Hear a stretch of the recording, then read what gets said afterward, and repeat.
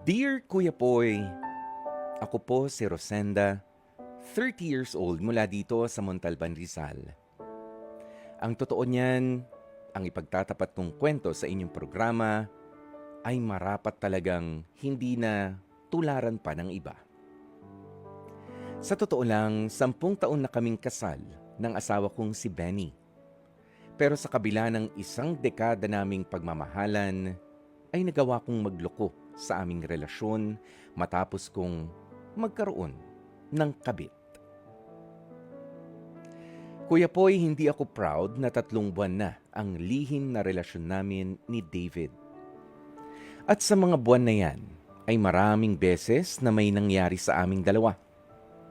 Nangyari yan dahil 2 taon din akong nasa bahay lamang at ang tanging responsibilidad ko lang sa buhay ay ang alagaan ang asawa kong si Benny.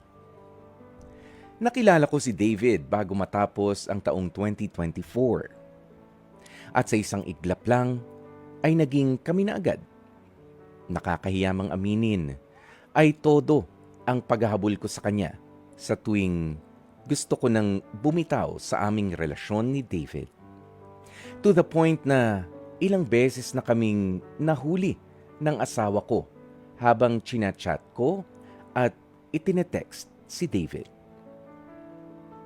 Akala kasi Kuya Poy ng asawa ko ay tumigil na nga ako sa kung anuman ang namamagitan sa amin ni Benny. Pero nagpatuloy pa rin naman ako. Hanggang sa nagkaroon na nga rin ako ng sarili kong trabaho at na-realize ko na ayaw ko na talagang makita pa ang kabit kong si David. Hindi ko alam kung ano ang pumasok sa isipan ko at gusto ko nang kumalas sa kanya. Pero akala ko ay magiging madali na lamang ang lahat matapos kong maunawaan na mali pala ang ginagawa namin na lihim na relasyon ng kabit ko. Hindi kasi tumitigil si David na buuin pa at isalba ang relasyon namin. Nakakatawa nga dahil naging baliktad na ang sitwasyon namin dahil kung dati ay ako naghahabol-habol sa kanya para lang hindi siya mauwi sa hiwalayan. Ngayon ay siya naman ito nakikita kong ayaw bumitaw at parang aso na hahabol-habol sa akin. Sa totoo lang Kuya Poy, marami na akong sinabi sa kanyang dahilan para pakawalan niya na ako. Pero hindi pa rin siya tumitigil. Dahil ayon sa kabit kong si David, ay mawawala muna raw siya bago ko malasap ang tunay na kalayaan. Malayo sa anumang uri ng kataksilan sa aking mister na si Benny. Kuya Poy, na-realize ko na sobrang pangit ang karanasan kong yun. Dumating pa nga sa punto na pinupuntahan niya na ako sa kumpanyang pinapasukan ko, pero luckily ay hindi niya ako mahagilap. Matapos ko siyang mahuli ng maraming beses na nag-aabang malapit sa office building namin. Sa puntong ito, Kuya Poy, ano ba ang dapat kong gawin?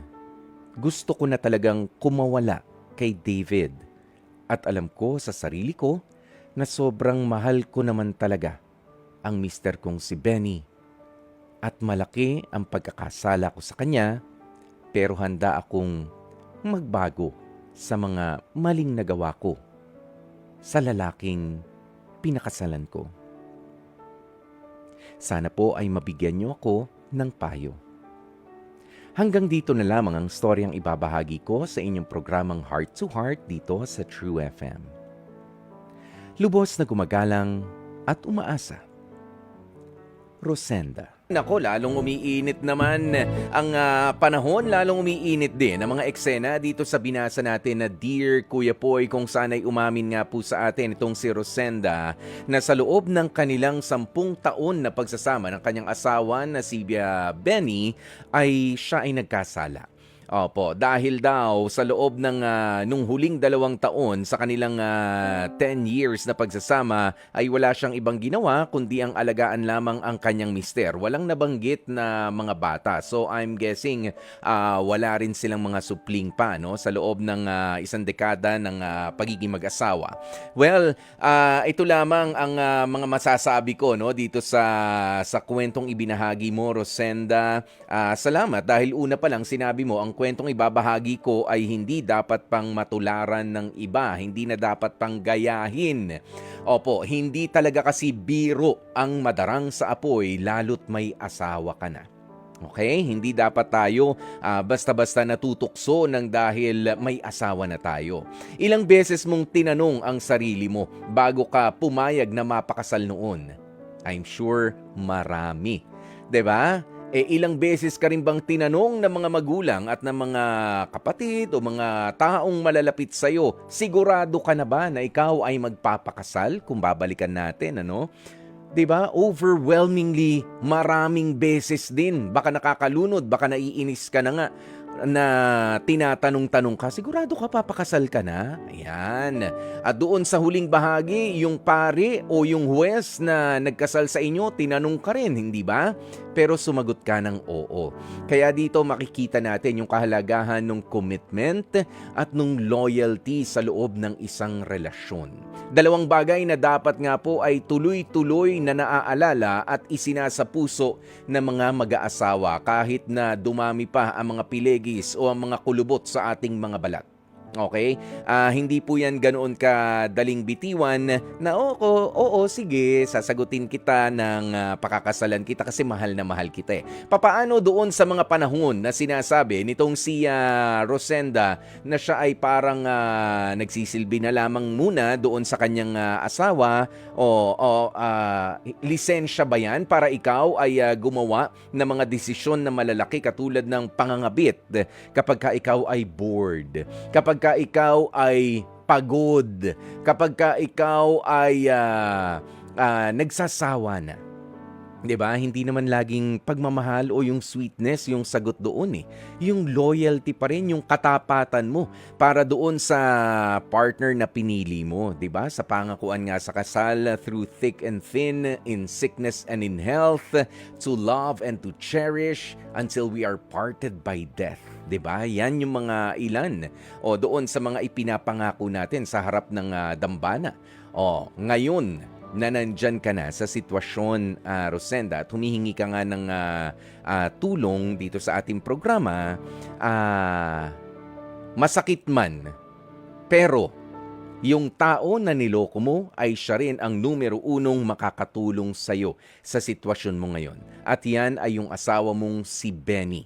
Okay? Dahil sad to say, hindi na lang talaga init ng katawan ang meron itong naging kabit mo na si David para sa'yo. Ini-stalk ka na niya. Nakakatakot na yan. Ayan, pero sabi mo naman kasi sa akin, sa amin kanina, no, nagkaroon din ng kaalaman o nalaman nitong si Benny, ang asawa mo, ang pakikipagrelasyon mo kay David, pero sa likod noon ay pinili niyang samahan ka pa rin, pinili niya na mapagbago ka. Kaya sa tingin ko, sa panahon ngayon na nakakatakot ang sitwasyon mo sa pinagtatrabahuhan mo, ini-stalk ka nga nitong si David na ito, ay si Benny pa rin na magiging armas mo. Hindi ko sinasabi na kailangan sila magpisikalan, magkasakitan ng dahil sa'yo, ano? Pero siya ang pwede mo maging sandigan, mag-report kayo, ipablatter mo itong si David. O kaya kasuhan ninyo, bawal siyang lumapit sa'yo sa ganito, sa ganyan. 'Di ba? You gather evidence, mag-gather ka ng mga ebidensya na pwedeng makapagdiin sa kanya na ini-stalk ka nga at hindi ka na makakilo sa normal mong pamumuhay nang dahil sa panggugulo niya. At kailangan kasama mo diyan ang asawa mong si Benny. Kung papaano mo siya kukumbinsihin, tingin ko magiging mahirap pero hindi naman imposible. Bakit? Nalaman niya nga na meron kang kabit noon pero pinili niya na papagbaguhin ka. 'Di ba? Magbago ka na, tigilan mo na 'yan. Oh, 'di ba? 'Yun naman ang sinabi ni Benny, totoo siya sa mga naging pangako niya sa iyo, pero ikaw kailangan mong maging mas matatag ngayon. Oo, ng ilan ba? 2 folds, 3 folds, 10 folds. Oo, na hindi ka dapat bumigay sa mga kagustuhan ni David kahit pa nga meron siya mga pamba-blackmail sa iyo. For as long as kakampi mo ang asawa mo sa laban na ito, malaki ang pagkakataon mo para makapagbago at mailaban itong pagsubok para sa inyong mag-asawa sa ngayon. At sana nga mas ma-appreciate mo ang asawa mong si Benny dito sa pinagdaraanan nyo sa ngayon. Okay? Sige, tingnan lang natin kung meron dito mga mga mensahe. Okay. Ayan, mamaya babasahin natin yung mga mensahe ng mga kapatid natin na mga nagme-message dito. Pero hello muna. I-shoutout na muna natin lalong dumarami sina Carlene Gale, sina Teresita Perfinian, Teresita Saez, Ray Kadapan, at ganun din si Sibio Polinag, Alma Aranillo, JR Mart, at sina Edwin Porcil, Jeneline Flores. Thank you, Vanji Fernandez, Nelia Regis. Ayan, may mga bagong pangalan din tayo ha. Sina Danny Malabanan, Jocelyn Regalado. Maraming salamat po sa inyo. At 35 minutes. Makalipas ang 12:00 ng tanghali. Nako, dyan na nga po natin tatapusin. At sana nga marami kayong mga napulot na aral. Nahihirapan na ngayon si Rosenda. Sayang ang kanyang pangangabit, dahil hindi doon sa asawa niya nanggagaling ang pressure ngayon, kundi doon sa baliw na nakarelasyon niya. Na baliw na ho talaga sa kanya at gusto siyang agawin sa kanyang asawa kahit ayaw niya na. Dear Kuya Poy,